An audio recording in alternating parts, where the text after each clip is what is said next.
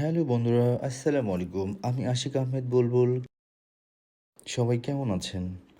আলহামদুলিল্লাহ, আমি অনেক ভালো আছি। আবার একটি মজার গল্প নিয়ে চলে আসলাম আপনাদের মাঝে। আশা করি গল্পটি আপনাদের অনেক ভালো লাগবে। বর্তমান সমাজে এরকম রহরহ ঘটনা আমাদের সাথে ঘটে যাচ্ছে। আর তারই প্রেক্ষাপটে একটি গল্প আপনাদের মাঝে নিয়ে আসছি। এই গল্পের যে চরিত্র আছে বা কাহিনী আছে, এইটি যদি কারো জীবনের সাথে মিলে যায় তাহলে অবশ্যই ক্ষমার দৃষ্টিতে দেখবেন। গল্পের নাম 10 জনের দুনিয়া। আশা করি আপনাদের অনেক ভালো লাগবে।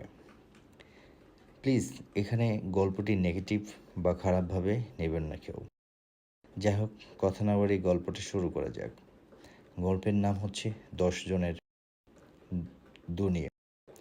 নীলা সবসময় চেয়েছিল বিলাসী জীবন, ফেসবুকে তার রঙিন ছবি, গিফটের পোস্ট, নতুন নতুন জায়গায় ঘোরাঘুরির স্টোরি, সব কিছু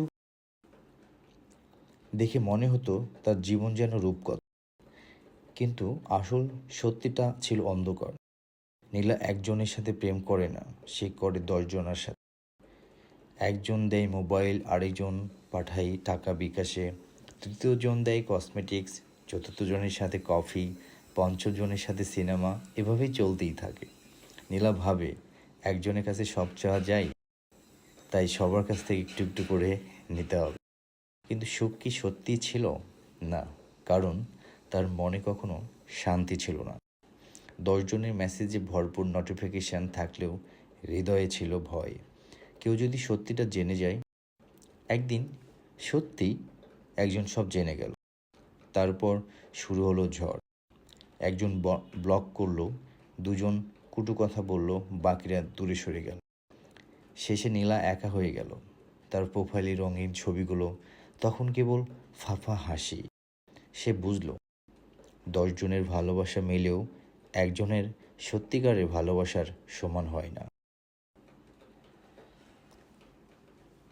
10 জনের দুনিয়া গড়েও যে একজনের মন পায় না, তার জীবন শুধু ফাঁকা শোন। ভালোবাসা ভাগ করলেও সম্মানও হারিয়ে যায়। সবার জন্য যে হয়, কারোর জন্য সে হয় না। ধন্যবাদ প্রিয় বন্ধুরা, এতক্ষণ মনোযোগ দিয়ে গল্পটি শোনার জন্য। এই গল্পটি বা এই চরিত্রটা বা এই কাহিনীটা কেমন লেগেছে অবশ্যই কমেন্ট করে জানাবেন। তবে সবাই কিন্তু এমন না, কিছু কিছু মানুষের চরিত্রও এমন, হয়তো তাদের সাথে মিলে যেতে পারে। প্লিজ আমাকে ক্ষমা দৃষ্টিতে দেখবেন।